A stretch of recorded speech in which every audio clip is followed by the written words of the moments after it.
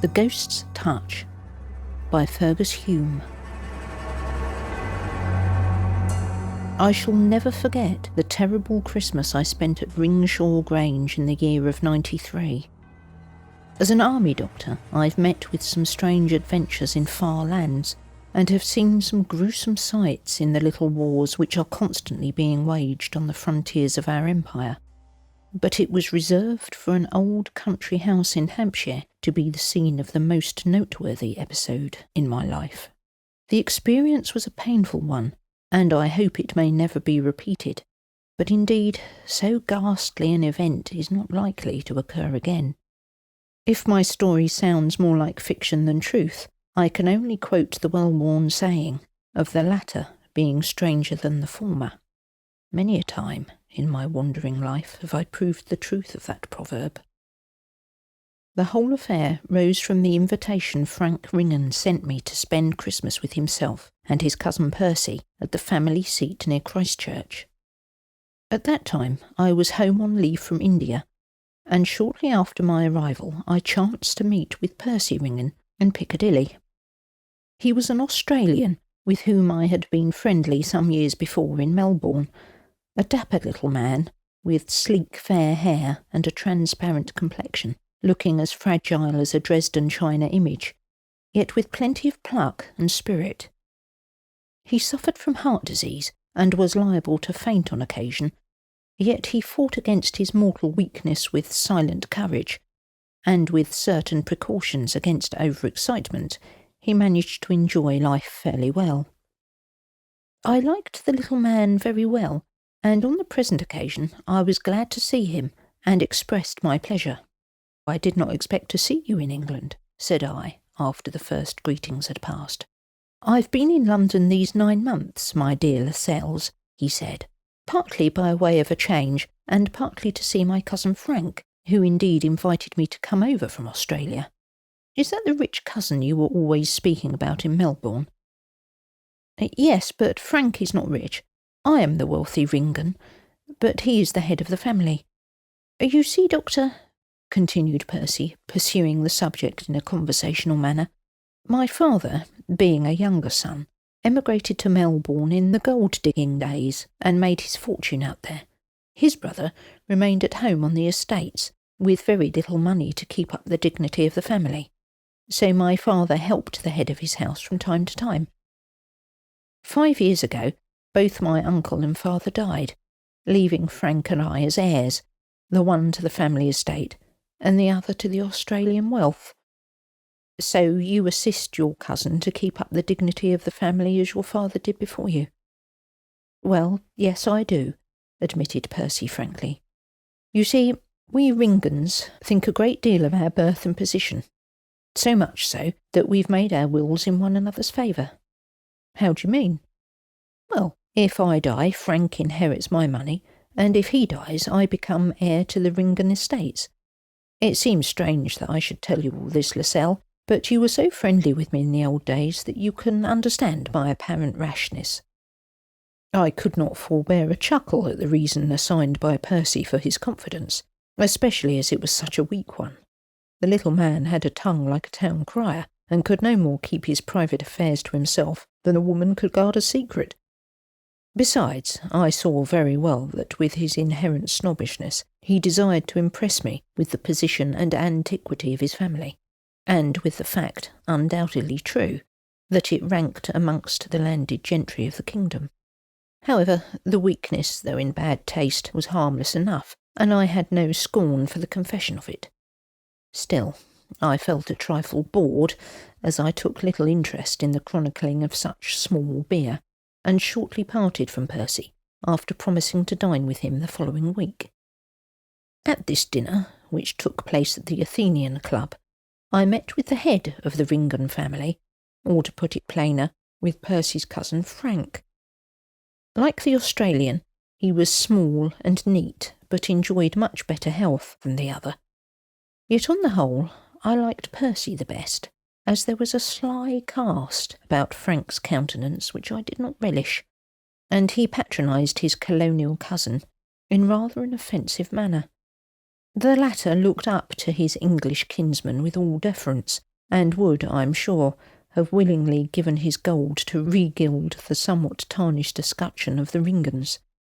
Outwardly, the two cousins were so alike as to remind one of Tweedledum and Tweedledee, but after due consideration I decided that Percy was the better-natured and more honourable of the two. For some reason, Frank seemed desirous of cultivating my acquaintance, and in one way and another I saw a good deal of him during my stay in London. Finally, when I was departing on a visit to some relatives in Norfolk, he invited me to spend Christmas at Ringshaw Grange, not, as it afterwards appeared, without an ulterior motive. "I can take no refusal," said he with a heartiness which sat ill upon him. "Percy, as an old friend of yours, has set his heart on my having you down, and if I may say so, I have set my heart on the same thing." "Oh, you really must come, Lascelles," cried Percy eagerly. "We're going to keep Christmas in the real old English fashion, Washington Irving style, you know, holly, wassail bowl, games, mistletoe." "And perhaps a ghost or two," finished Frank, laughing, yet with a side glance at his eager little cousin. "Ah," said I, "so your Grange is haunted?" "I should think so," said Percy before his cousin could speak, "and with a good old Queen Anne ghost. Come down, Doctor, and Frank shall put you in the haunted chamber." "No," cried Frank, with a sharpness which rather surprised me. "I'll put no one in the blue room. The consequences might be fatal." "Ah, you smile, Lascelles, but I assure you our ghost has been proved to exist." "That's a paradox. A ghost can't exist. But the story of your ghost—" "Oh, it's too long to tell now," said Frank, laughing. "Come down to the Grange and you'll hear it." "Very good," I replied, rather attracted by the idea of a haunted house. "You can count upon me for Christmas. But I warn you, Ringan, that I don't believe in spirits. Ghosts went out with gaslight." "Then they must have come in again with electric light," retorted Frank, "for Lady Joan undoubtedly haunts the Grange. I don't mind, as it adds distinction to the house." "All old families have a ghost," said Percy importantly. "It's natural when one has ancestors." There was no more said on the subject for the time being, but the upshot of this conversation was that I presented myself at Ringshaw Grange 2 or 3 days before Christmas. To speak the truth, I came more on Percy's account than my own, as I knew the man suffered from heart disease, and a sudden shock might prove fatal. If, in the unhealthy atmosphere of an old house, the inmates got talking of ghosts and goblins, it might be that the consequences would be dangerous to so highly a strung and delicate a man as Percy. For this reason, joined to a sneaking desire to see the ghost, I found myself a guest at Ringshaw Grange. In one way, I regret the visit, yet in another I regard it as providential that I was on the spot. Had I been absent, the catastrophe might have been greater, although it could scarcely have been any more terrible.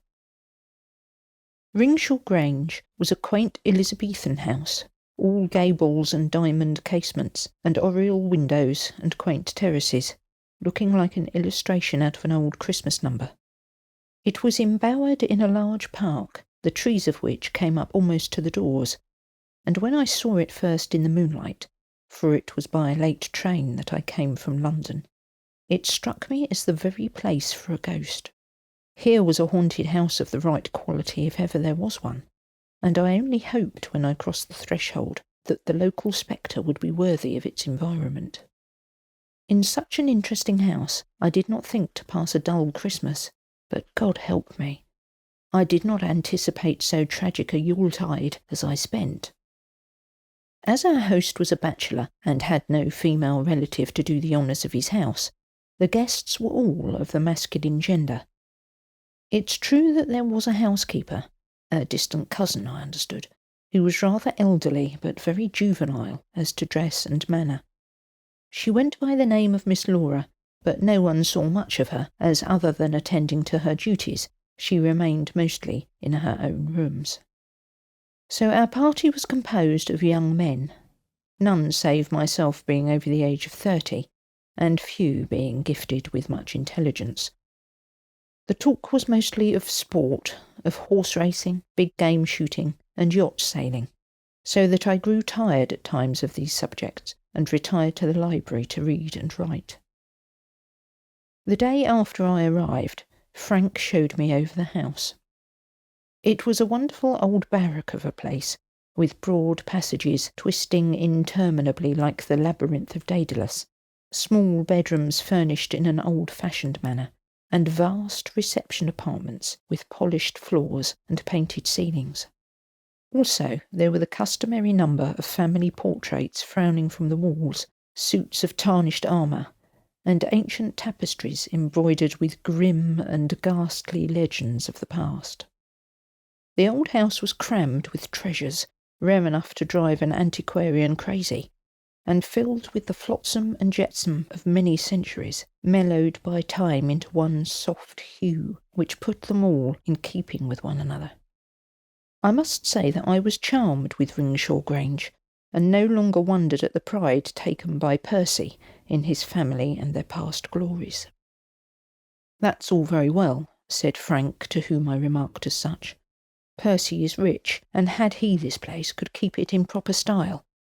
But I'm as poor as a rat, and unless I can make a rich marriage, or inherit a comfortable legacy, house and furniture, park and timber may all come to the hammer." He looked gloomy as he spoke, and feeling that I had touched on a somewhat delicate matter, I hastened to change the subject by asking to be shown the famous Blue Chamber, which was said to be haunted. This was the true Mecca of my pilgrimage into Hampshire. "It's along this passage," said Frank, leading the way, "and not very far from your own quarters. There's nothing in it looks likely to hint at a ghost, at all events by day, but it is haunted for all that." Thus speaking, he led me into a large room with a low ceiling, and a broad casement looking out onto the untrimmed park, where the woodland was most sylvan. The walls were hung with blue cloth embroidered with grotesque figures in black braid or thread, I know not which, and there was a large old-fashioned bed with tester and figured curtains. Not having been inhabited for many years, the room had a desolate and silent look, if one may use such an expression, and to my mind looked gruesome enough to conjure up a battalion of ghosts, let alone one. "I don't agree with you," said I, in reply to my host's remark. "To my mind this is the very model of a haunted chamber. What's the legend?" "I'll tell it to you on Christmas Eve," replied Ringan as we left the room. "It's rather a blood-curdling tale." "Do you believe it?" said I, struck by the solemn air of the speaker. "I have had evidence to make me credulous," he replied dryly, and closed the subject for the time being. It was renewed on Christmas Eve, when all our company were gathered round a huge wood fire in the library. Outside, the snow lay thick on the ground, and the gaunt trees stood up black and leafless out of the white expanse. The sky was of a frosty blue, with sharply twinkling stars, and a hard-looking moon. On the snow, the shadows of interlacing boughs were traced blackly, as in Indian ink, and the cold was of Arctic severity. But seated in the holly-decked apartment before a noble fire, which roared bravely up the wide chimney, we cared nothing for the frozen world out of doors. We laughed and talked, sang songs and recalled adventures, until somewhere about 10 o'clock we fell into a ghostly vein, quite in keeping with the goblin-haunted season. It was then that Frank was called upon to chill our blood with his local legend. This he did without much pressing. "In the reign of good Queen Anne," said he, with a gravity befitting the subject, "my ancestor Hugh Ringan was the owner of this house. He was a silent, misanthropic man, having been soured early in life by the treachery of a woman. Mistrusting them, he refused to marry for many years, and it was not until he was 50 that he was beguiled by the arts of a pretty girl into the toils of matrimony. The lady was Joan Challoner, the daughter of the Earl of Branscourt, and she was esteemed one of the beauties of Queen Anne's court. It was in London that Hugh met her, and thinking from her innocent and childlike appearance that she would make him a true-hearted wife, he married her after a 6 months' courtship, and brought her with all honour to Ringshaw Grange. After his marriage, he became more cheerful and less distrustful of his fellow creatures. Lady Joan was all to him that a wife could be, and seemed devoted to her husband and child, for she early became a mother. When one Christmas Eve, all this happiness came to an end. "Oh," said I rather cynically, "so Lady Joan proved to be no better than the rest of her sex." "So Hugh thought, Doctor, but he was as mistaken as you are.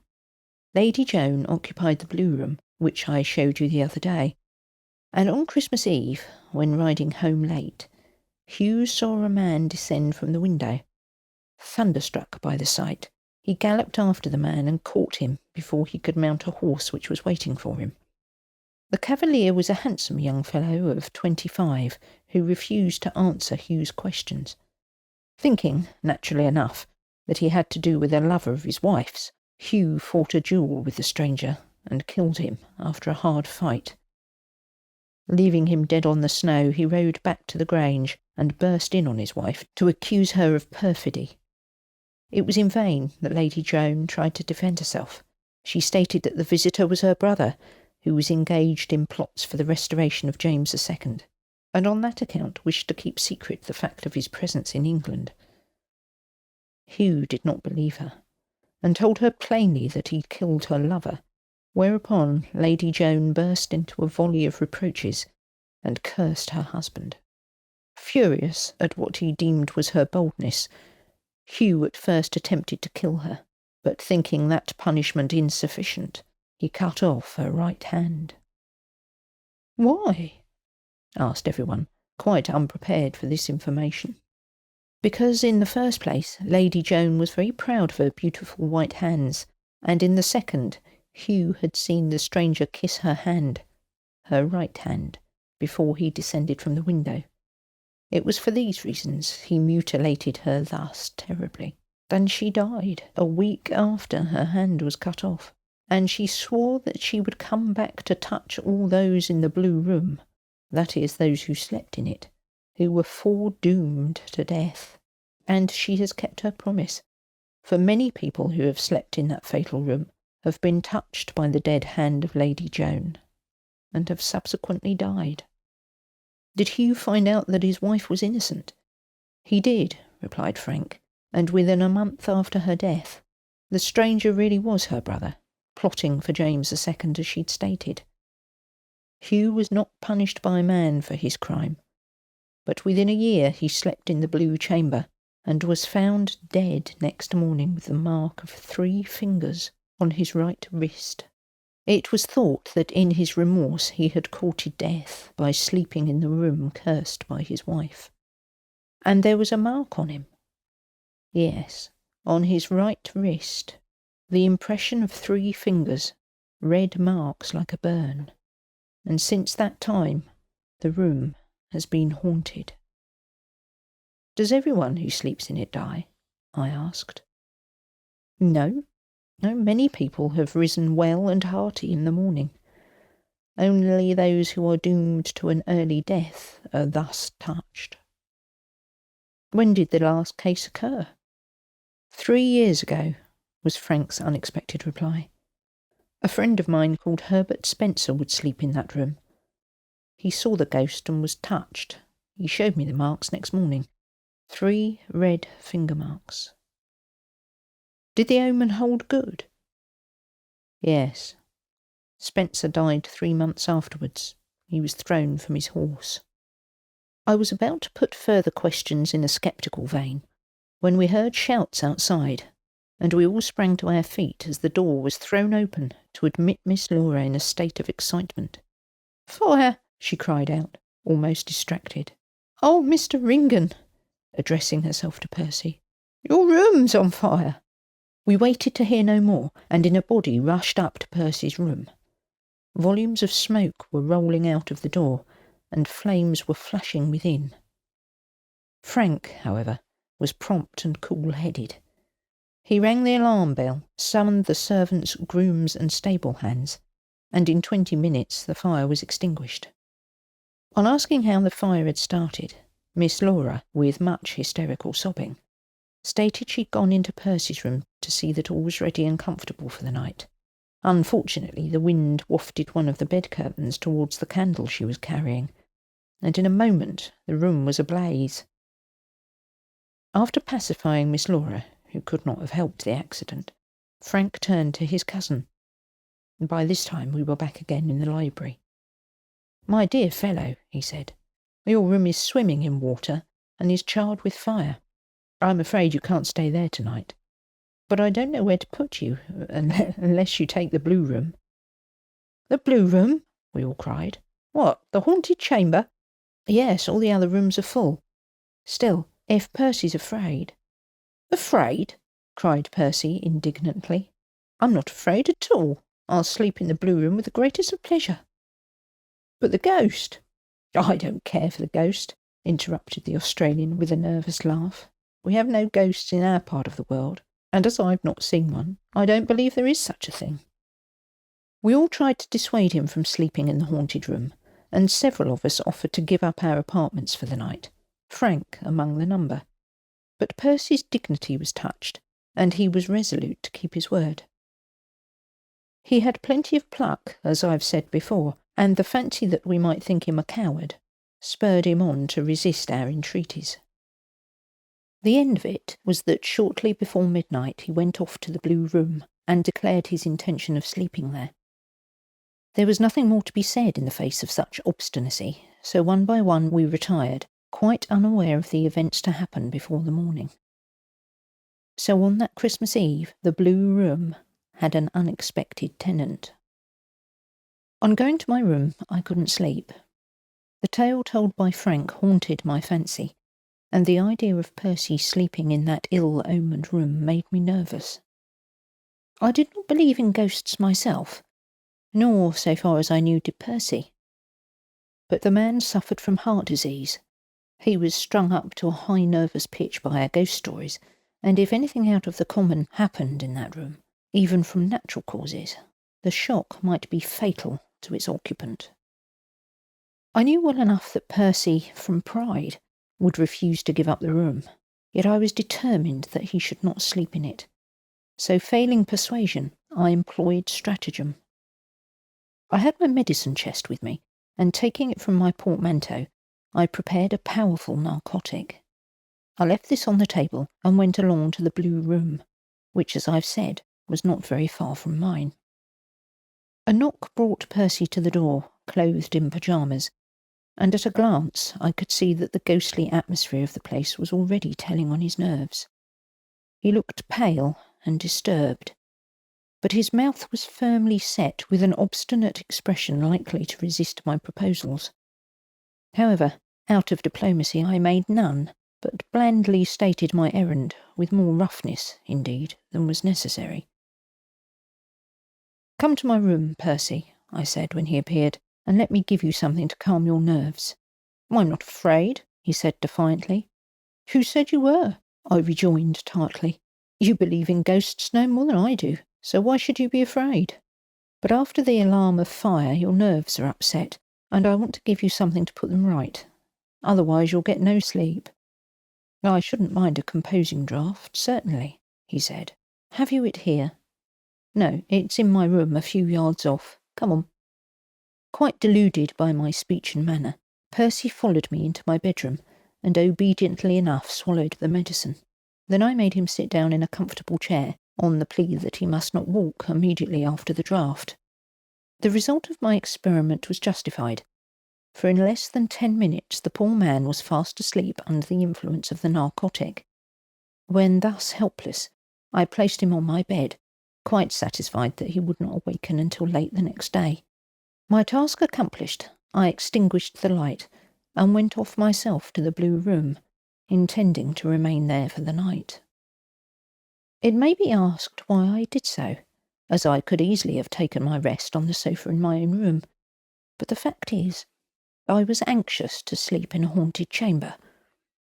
I did not believe in ghosts, as I've never seen one, but as there was a chance of meeting here with an authentic phantom, I did not wish to lose the opportunity. Therefore, when I saw that Percy was safe for the night, I took up my quarters in the ghostly territory with much curiosity, but, as I can safely aver, no fear. All the same, in case of practical jokes on the part of the feather-headed young men in the house, I took my revolver with me. Thus prepared, I locked the door of the blue room and slipped into bed, leaving the light burning. The revolver I kept under my pillow, ready to my hand in case of necessity. "Now," said I grimly, as I made myself comfortable, "I'm ready for ghosts, goblins, or practical jokers." I lay awake for a long time, staring at the queer figures on the blue draperies of the apartment.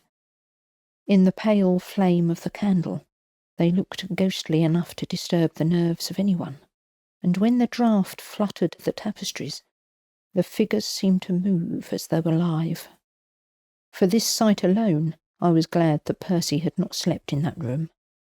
I could fancy the poor man lying in that vast bed, with blanched face and beating heart, listening to every creak and watching the fantastic embroideries waving on the walls. Brave as he was, I'm sure the sounds and sights of that room would have shaken his nerves. I did not feel very comfortable myself, sceptic as I was. When the candle had burned down pretty low, I fell asleep. How long I slumbered I know not, but I woke up with the impression that something, or someone, was in the room. The candle had wasted nearly to the socket, and the flame was flickering and leaping fitfully, so as to display the room one moment and leave it almost in darkness the next. I heard a soft step crossing the room, and as it drew near, a sudden spurt of flame from the candle showed me a little woman standing by the side of the bed. She was dressed in a gown of flowered brocade and wore the towering headdress of the Queen Anne epoch. Her face I could scarcely see, as the flash of flame was only momentary, but I felt what the Scottish call a deadly grue, as I realised that this was the veritable phantom of Lady Joan. For the moment, the natural dread of the supernatural quite overpowered me, and with my hands and arms lying outside the counterpane, I rested inert and chilled with fear.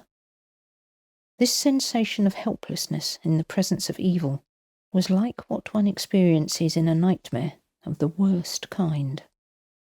When again the flame of the expiring candle shot up, I beheld the ghost close at hand, and, as I felt rather than saw, knew that it was bending over me. A faint odour of musk was in the air, and I heard the soft rustle of the brocaded skirts echo through the semi-darkness. The next moment I felt my right wrist gripped in a burning grasp, and the sudden pain roused my nerves from their paralysis. With a yell, I rolled over, away from the ghost, wrenching my wrist from that horrible clasp, and almost mad with pain, I groped with my left hand for the revolver. As I seized it, the candle flared up for the last time, and I saw the ghost gliding back towards the tapestries. In a second, I raised the revolver and fired. The next moment, there was a wild cry of terror and agony, the fall of a heavy body on the floor, and almost before I knew where I was, I found myself outside the door of the haunted room. To attract attention, I fired another shot from my revolver, while the thing on the floor moaned in the darkness most horribly. In a few moments, guests and servants, all in various stages of undress, came rushing along the passage bearing lights. A babel of voices arose, and I managed to babble some incoherent explanation, and led the way into the room. There on the floor lay the ghost, and we lowered the candles to look at its face. I sprang up with a cry on recognising who it was. Frank. It was indeed Frank, disguised as a woman in wig and brocades. He looked at me with a ghostly face, his mouth working nervously, and with an effort he raised himself on his hands and tried to speak. Whether in confession or exculpation, I know not. But the attempt was too much for him. A choking cry escaped his lips, a jet of blood burst from his mouth, and he fell back, dead. Over the rest of the events of that terrible night I draw a veil. There are some things it is as well not to speak of. Though I may state that all through the horror and confusion, Percy, thanks to my strong sleeping draught, slumbered as peacefully as a child, thereby saving his life. With the morning's light came discoveries and explanations. We found one of the panels behind the tapestry of the blue room open, and it gave admittance into a passage which on examination proved to lead into Frank's bedroom, and we discovered a delicate hand formed of steel, which bore marks of having been in the fire. On my right wrist were 3 distinct burns, which I have no hesitation in declaring were caused by the mechanical hand which we picked up in the dead man. The explanation of these things came from Miss Laura, who was wild with terror at the death of her master, and said in her first outburst of grief and fear what I am sure she regretted in her calmer moments. "It's all Frank's fault," she wept. "He was poor and wished to be rich. He got Percy to make a will in his favour and wanted to kill him by shock. He knew that Percy had heart disease and that a shock might prove fatal, so he contrived that his cousin should sleep in the blue room on Christmas Eve, and he himself played the ghost of Lady Joan with the burning hand. It was a still hand, which he heated in his own room so as to mark with a scar those it touched." "Whose idea was this?" I asked, horrified by the devilish ingenuity of the scheme. "Frank's," said Miss Laura candidly. "He promised to marry me if I helped him to get the money by Percy's death. We found there was a secret passage leading to the blue room, so some years ago we invented the story that it was haunted." "Why, in God's name?"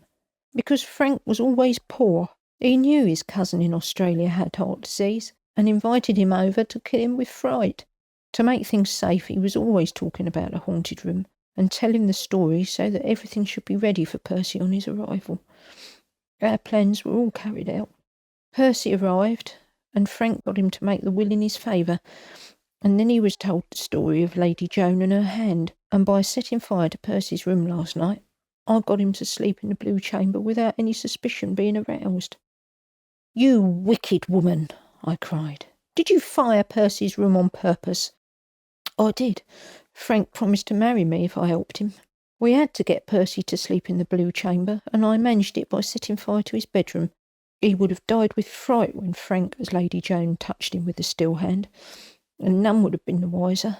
Your sleeping in that haunted room saved Percy's life, Dr. Lascelles, yet Frank invited you down as part of his scheme, that you might examine the body and declare the death to be a natural one." "Was it Frank who burnt the wrist of Herbert Spencer some years ago?" I asked. "Yes," replied Laura, wiping her red eyes. "We thought if the ghost appeared to a few other people, that Percy's death might seem more natural. It was a mere coincidence that Mr. Spencer died 3 months after the ghost touched him." "Do you know you are a very wicked woman, Miss Laura?" "I'm a very unhappy one," she retorted. "I've lost the only man I ever loved, and his miserable cousin survives to step into his shoes as the master of Ringshaw Grange." That was the sole conversation I had with the wretched woman, for shortly afterwards she disappeared, and I fancy must have gone abroad, as she was never heard of again. At the inquest held on the body of Frank, the whole strange story came out, and was reported at full length by the London press, much to the dismay of ghost-seers, for the fame of Ringshaw Grange as a haunted manor had become great in the land. I was afraid lest the jury should bring in a verdict of manslaughter against me, but the peculiar features of the case being taken into consideration, I was acquitted of blame, and shortly afterwards returned to India with an unblemished character. Percy was terribly distressed on hearing of his cousin's death, and shocked by the discovery of his treachery. However, he was consoled by becoming the head of the family, and as he lives a quiet life in Ringshaw Grange, there is not much chance of his early death from heart disease, at all events from a ghostly point of view. The Blue Chamber is shut up, for it is haunted now by a worse spectre than that of Lady Joan, whose purely fictitious legend was so ingeniously set forth by Frank. It is haunted by the ghost of the cold-blooded scoundrel who fell into his own trap, and who met with his death in the very moment he was contriving that of another man. As to myself, I've given up ghost hunting and sleeping in haunted rooms. Nothing will ever tempt me to experiment in that way again. One adventure of that sort is enough to last me a lifetime.